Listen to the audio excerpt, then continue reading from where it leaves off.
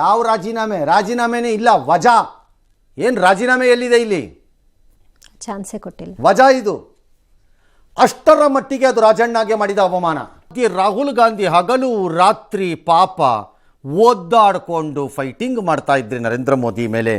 ಈ ರಾಜಣ್ಣ ಎಲ್ಲೋ ಒಂದು ಕಡೆ ಶನಿವಾರ ಬಿಟ್ಟರು ಒಂದು ಇರಲಿ ನಂದುವೆ ಅಂತಕ್ಕ ಇದನ್ನು ವರ್ಡನ್ನು. ಏನು ಇದೆಲ್ಲ ಮಾಡಿದ್ಯಾರು? ಈ ವೋಟರ್ಸ್ ಲಿಸ್ಟ್ ಆಗಿದ್ಯಾವಾಗ? ನಮ್ಮ ಕಾಲದಲ್ಲಲ್ವೇ? ನಾವು ಕಣ್ಣು ಮುಚ್ಕೊಂಡು ನೋಡ್ಕೊಂಡು ಕೂತಿದ್ವಿ, ನಮ್ಮ ಮುಂದೆನೇ ಆಗ್ತಾ ಇತ್ತು ಎಲ್ಲ. ಇದಕ್ಕೆ ನಾವು ಜವಾಬ್ದಾರರೇ. ಹೇಳ್ತಾ ಹೋದರೆ ಎಲ್ಲರದ್ದು ಹೇಳಬೇಕಾಗತ್ತೆ ಅಂತ ಬಿಟ್ಟರು ಒಂದನ್ನು ಎಂದಿನಂತೆ ಅರಗಿಸಿಕೊಳ್ಳುವ ಉಮೇದಿತ್ತು ಅವರಿಗೆ. ಯಾಕಂದರೆ ಸಾಮಾನ್ಯವಾಗಿ ಇಂಥದ್ದು 10 ಹೇಳಿಕೆಗಳನ್ನು ಕೊಟ್ಟು ಅರಗಿಸ್ಕೊಂಡಿದ್ದಾರೆ. ಹಾಗೆ ಇದು ಅಂದ್ಕೊಂಡಿದ್ದರು. ಆದರೆ ಈ ಬಾರಿ ಹಾಗಾಗಲಿಲ್ಲ. ಕಾರಣ ರಾಹುಲ್ ಗಾಂಧಿ ಮತ್ತು ಪಕ್ಷವೇ ಅಲರ್ಟ್ ಆಗಿಬಿಡ್ತು. ಅಲ್ಲಿಗೆ ರಾಜಣ್ಣ ಅವರ ರಾಜಕಾರಣ ಮುಗಿಯಿತು ಮಂತ್ರಿಯಾಗಿ.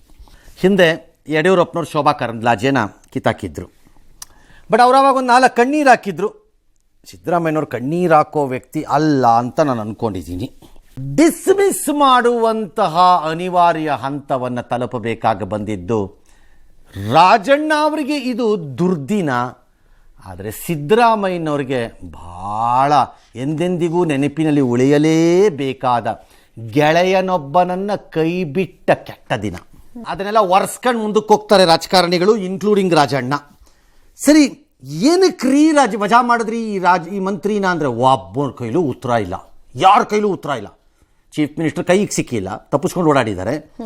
ಇನ್ನು ಸನ್ಮಾನ್ಯ ಡಿ ಕೆ ಶಿವಕುಮಾರ್ ಅವ್ರಿಗೆ ಮೈಗೆಲ್ಲ 16 ಲೀಟರ್ ಎಣ್ಣೆ ಹಾಕೊಂಡು ಓಡಾಡಿದ್ದಾರೆ. ಮೌನ ಮಧ್ಯ ಎಲ್ಲೋ ಬಂದು ನನಗೆ ಗೊತ್ತಿಲ್ಲಪ್ಪ, ನಾನು ಗೆಳೆಯ 25 ವರ್ಷ, ಬಟ್ ಪಕ್ಷದ ನಿರ್ಧಾರ. ಇವತ್ತು ರಾತ್ರಿ ಡಿ ಕೆ ಶಿವಕುಮಾರ್ ಊಟನೇ ಸೇರಲ್ಲ ಪಾಪ, ಅಷ್ಟೊಂದು ಬೇಜಾರು, ಅಷ್ಟು ಬೇಸರದಲ್ಲಿದ್ದಾರೆ. ಹಾಗೆ ಹಾಲು ಕುಡಿದ್ರೆ ಹಾಗೆ ಬಾಯಿ ಬಂದ್ಬಿಡುತ್ತೆ ವಾಪಸ್ ಅವ್ರಿಗೆ. ಇವತ್ತು ಊಟ ಸೇರೋದೇ ಇಲ್ಲ, ರಾತ್ರಿ ನಿದ್ದೆ ಬರಲ್ಲ, ಊಟ ಸೇರಲ್ಲ. ಅಯ್ಯೋ ಪಾಪ ಗೆಳೆಯನ್ಗೆ ಹಿಂಗೆ ಆಗ್ಬಿಡ್ತು ಅಂತ. ಯಾರಿಗೆ ಬಿಡ್ತಿರ್ರಿ ಭಾಷಣಗಳನ್ನು ರಾಜಕಾರಣದಲ್ಲಿ? ಈ ಹೇಳಿಕೆಯನ್ನು ನಾನು ಖಂಡಿಸುತ್ತೇನೆ, ತೀವ್ರವಾಗಿ ಖಂಡಿಸುತ್ತೇನೆ. ಇದು ಇದು ಇದು ಒಪ್ಪತಕ್ಕದ್ದಲ್ಲ ಅಂತ ಅಂದುಬಿಟ್ರೆ ಆಗೋಯ್ತು, ಅಲ್ಲಿಗೆ ನನ್ನ ಕೆಲಸ ಮುಗೀತು. ಹಾಗೆ ಇದು ಭಾಳ ನೋವಾಗ್ತಾ ಇದೆ ನನಗೆ. ಪಕ್ಷದ ನಿರ್ಧಾರ ಅಂತಂದ್ಬಿಟ್ರೆ ನನ್ನ ಕೆಲಸ ಮುಗೀತು, ಜಾರ್ಕೊಂಡ ಅಷ್ಟೆ. ಅದೇ ಡಿ ಕೆ ಶಿವಕುಮಾರ್ದುವೆ. ಅವ್ರ ರೋಲ್ ಇದರಲ್ಲಿ ಏನಿದೆಯೋ ಇಲ್ವೋ ನನಗೆ ಗೊತ್ತಿಲ್ಲ, ಇರ್ಬೋದೇನೋ ಅವ್ರ ರೋಲು, ಹೇಳೋಕ್ಕಾಗಲ್ಲ. ಈ ರಾಜಣ್ಣ ಎಲ್ಲರನ್ನೂ ಎದುರಾಕೊಂಡ್ರಲ್ಲಿ ಅವ್ರನ್ನೂ ಒಬ್ಬರನ್ನ ಎದುರಾಕೊಂಡಿದ್ರು. ಇದು ನಾನು ನಂಬಲ್ಲ ರಾಜಣ್ಣ ಮಾತನ್ನ. ಯಾಕೆ ಸರ್? ಯಾಕಂದರೆ ಆ ಮನುಷ್ಯ, ಆ ವ್ಯಕ್ತಿ ಯಾವುದಕ್ಕೂ ದಾಖಲೆಗಳನ್ನು ಕೊಡದೆ ಉಡಾಫೆ ಹೊಡ್ಕೊಂಡು ಓಡಾಡೋ ಮಂತ್ರಿ ಆಗಿದ್ರು ಅವರು. ಉಡಾಫೆ ಮಂತ್ರಿ ಆಗಿದ್ರು ಅವರು. ನಾವು ಒಪ್ಪಲ್ಲ ಇದನ್ನ, ಯಾವ ಷಡ್ಯಂತ್ರವೂ ಇಲ್ಲ. Bogus what you are talking because of your past. ಹಿಂದೆ ನಡೆದಾಗ ಏನು ಮಾಡಿದ್ರಿ? ತಾನೇ ಮಾಡಿದ ಆರೋಪ ಪ್ರೂವ್ ಮಾಡ್ಕೊಳ್ಳೋಕೆ ಏನು ಮಾಡಿದ್ರಿ? ಬುರುಡೆ ಬಿಟ್ಕೊಂಡು ಓಡಾಡಿದ್ರಿ. ಈಗ ಷಡ್ಯಂತ್ರ ಯಾವ್ರಿ? ಷಡ್ಯಂತ್ರ ಯಾವ ಷಡ್ಡನೂ ಇಲ್ಲ, ಶೆಡ್ಡೇ ಇಲ್ಲ. ಇನ್ನು ಯಂತ್ರ ಎಲ್ಲಿಂದ ಬರಬೇಕು? ಖುದ್ದು ತಾವೇ ಮಾತಾಡೋರೆಲ್ಲ ಶೆಡ್ಗಳು ಅಷ್ಟೇ. ನನ್ನ ಪ್ರಕಾರ ಮಾಡಿಕೊಂಡ ಅನಾಹುತಕ್ಕೆ ಶಿಕ್ಷೆಯನ್ನು ಅನುಭವಿಸುತ್ತಿರುವ ಮಂತ್ರಿ ಇದು ಅಂತ ಹೇಳಬೇಕು, ಪಕ್ಷದ ಚೌಕಟ್ಟಿನ ಒಳಗಡೆ. ಇದು ರಾಜಣ್ಣಗೆ ಕಾಮನ್ ಸೆನ್ಸ್ ಅನ್ನೋದಿಲ್ಲ. ಯಾಕೆ ಸರ್? ಇದ್ದಿದ್ರೆ ಇದು ಬರ್ತಿರ್ಲಿಲ್ಲ. ಕಾಂಗ್ರೆಸ್ಸಿನಲ್ಲಿ 4 ವಿರುದ್ಧ ಮಾತನಾಡಕ್ಕೆ ಸಾಧ್ಯ ಇಲ್ಲ ನಾನು ಅನ್ಕೊಂಡಿರೋದು. Number 1 Sonia Gandhi, number 2 Rahul Gandhi, number 3 Priyanka Vadra, number 4 Robert Vadra. Okay, ನಾನು ಖರ್ಗೆದು ಹೇಳಲಿಲ್ಲ 5ನೇದು ಅಂತ, ಯಾಕಂದರೆ ಅದು ಇಲ್ಲ ಅಲ್ಲಿ. ಖರ್ಗೆನ್ ಬೈದು ಜಯಿಸ್ಕೊಂಡ್ಬಿಡ್ಬೋದು ಬೇಕಾದ್ರೆ. ಇವತ್ತು ಕಾಂಗ್ರೆಸ್ಸಲ್ಲಿ ಯಾರು ಲೀಡರ್ಗಳು, ದೊಡ್ಡ ಲೀಡರ್ಗಳು, ಈ 4ಕ್ಕಾಗಲ್ಲ. ಅವ್ರ ವಿರುದ್ಧ ಏನು ಮಾತಾಡಿದ್ರು? ಸೇಮ್ BJPಲೂ ಇದೆ. ಏನು ಅವರೇನು ಮೇಲಿಂದ ಇಳಿದು ಬಂದುಬಿಟ್ಟಿಲ್ಲ. ನರೇಂದ್ರ ಮೋದಿ ಮೇಲೆ ಮಾತಾಡಿ, ಅಮಿತ್ ಶಾ ಮೇಲೆ ಮಾತಾಡಿ ಯಾವನಿಗಾದ್ರೂ ಉಳ್ಕೊಳ್ಳೋ ತಾಕತ್ತಿದೆಯಾ ಆ ಪಕ್ಷದಲ್ಲಿ?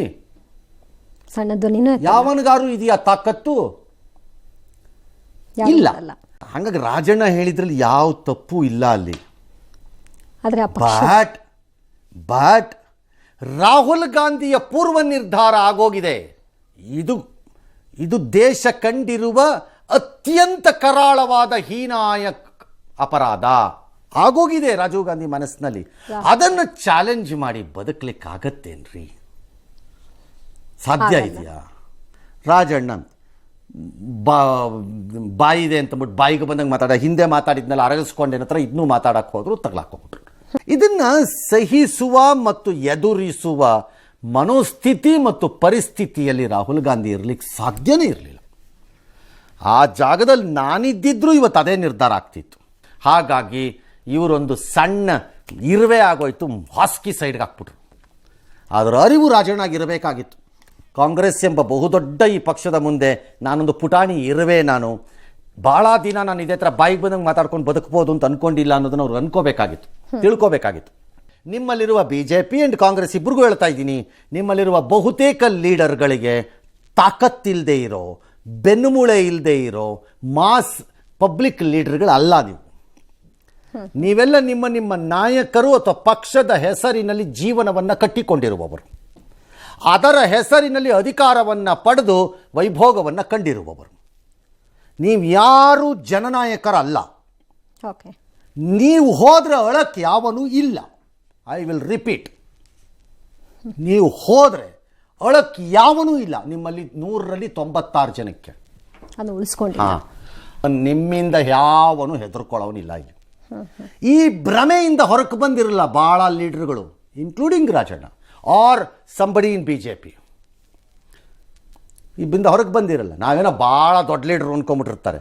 ನಿಮ್ಮ ಕ್ಷೇತ್ರದಲ್ಲಿ ನೀವು 6 ಬಾರಿ ಗೆದ್ದಿರ್ಬೋದು, ನೆನಪಿಟ್ಕೊಳ್ಳಿ. ನಾನು ಐ ರಿಪೀಟ್, ಓಕೆ, ನಿಮ್ಮ ಕ್ಷೇತ್ರದಲ್ಲಿ ನೀವು 6 ಬಾರಿ ಗೆದ್ದಿರ್ಬೋದು, ಬಟ್ ಸ್ಟಿಲ್ ನೀವು ರಾಜ್ಯವ್ಯಾಪಿ ಜನನಾಯಕ ಆಗಿಲ್ಲದೆ ಇದ್ದಾಗ ಪಕ್ಷದ ಒಳಗಡೆ ನೀವೊಂದು ಜಿಗಣೆ ವಾಸ್ಕಾಕ್ಬಿಡ್ತಾರೆ, ಹಂಗೆ ಪಟ್ ಅಂತ ಬೇಕಾರೆ. ನೀವು ನಿಮ್ಮ ಕಾನ್ಸ್ಟಿಟ್ಯೂನ್ಸಿಗೆ ಭಾಳ ದೊಡ್ಡ ಮನುಷ್ಯ ಅಷ್ಟೇ 6 ಸರಿ ಗೆದ್ದಿರೋದಕ್ಕೆ. ಈ ಅರಿವು ಮತ್ತು ಸೇವಾ ಮನೋಭಾವ ಪಕ್ಷಕ್ಕೆ ಮತ್ತು ಜೀತ ಮನೋಸ್ಥಿತಿಯನ್ನು ಕರೆಕ್ಟಾಗಿ ಬೆಳೆಸ್ಕೊಂಡವರು ಬದುಕ್ತೀರಿ. ಯಾರು ಜೀತ ಮನೋಸ್ಥಿತಿಯನ್ನು ಬಳಸ್ಕೊಳ್ಳದೆ ರಾಷ್ಟ್ರೀಯ ಪಕ್ಷದಲ್ಲಿ ಇರ್ತೀನಿ, ಇಂಡಿಪೆಂಡೆಂಟ್ ಆಗಿ ಸಾಮಂತರಾಜನ ಥರ ಮೆರೆಯಕ್ಕೆ ಹೋಗ್ತೀನಿ ಅಂತ ಹೋಗ್ತೀರೋ, ಕತ್ತರಿಸಿ ಪೀಸ್ ಮಾಡಿ ಸಿಕ್ಕಿದ ಪ್ರಾಣಿಗೆ ಹಾಕ್ತಾರೆ. ಬರೆದಿಟ್ಕೊಳ್ಳಿ. ಅಭಿಮಾನಿಗಳಿಗೆ ಬರಸಿಡಲಾಗಿದೆಯಂತೆ. ಯಾಕೆ? ಒಂದು ತಿಳ್ಕೊಳ್ರಪ್ಪ ಅಭಿಮಾನಿಗಳೇ, ಒಂದು ತಿಳ್ಕೊಳ್ಳಿ. ನಿಮ್ಮ ಲೀಡ್ರ್ಗಳೆಲ್ಲ ಯಾವಾಗ ಲೀಡ್ರ್ಗಳು ಅಂತಂದರೆ ಅವ್ರನ್ನ ಆಯಾ ಪಕ್ಷದ ಹೈಕಮಾಂಡ್ಗಳು, ಲೋ ಕಮಾಂಡ್ ಬಿಟ್ಬಿಡ್ರಿ, ಇಲ್ಲಿ ಹೈಕಮಾಂಡ್ಗಳು ಅವ್ರನ್ನ ಲಾಲನೆ ಮಾಡಿ ಪೋಷಿಸುವವರೆಗೆ ಮಾತ್ರ. ಮರುಕ್ಷಣದಲ್ಲಿ ಅವ್ರು ಏನಿಲ್ಲ, ಉಪ್ಪಂದ್ರೆ ಆರೋಗ್ಬಿಡ್ತಾರೆ ಅಷ್ಟೇ ಲೆಕ್ಕ. ಸೊ ನಿಮ್ಮ ಮುಂದೆ ನಿಮ್ಮ ಲೀಡ್ರ್ಗಳು ಭಾಳ ದೊಡ್ಡವ್ರ ಥರ ಪೋಸು ಕೊಡ್ಬೋದು, ಲೀಡ್ರ್ ಥರ ಆಡ್ಲೂಬೋದು. ಮೇಲ್ಗಡೆ ಹೋದಾಗ ಬಗ್ ನಿಂತ್ಕೋಬೇಕು ಅಂದರೆ ಬಗ್ ನಿಂತ್ಕೋಬೇಕಷ್ಟೇ. ಈ MTV ಸಿಟಿ ಯುಗದಲ್ಲಿ ಖುಷಿಯಾಗಿರ್ಬೇಕು.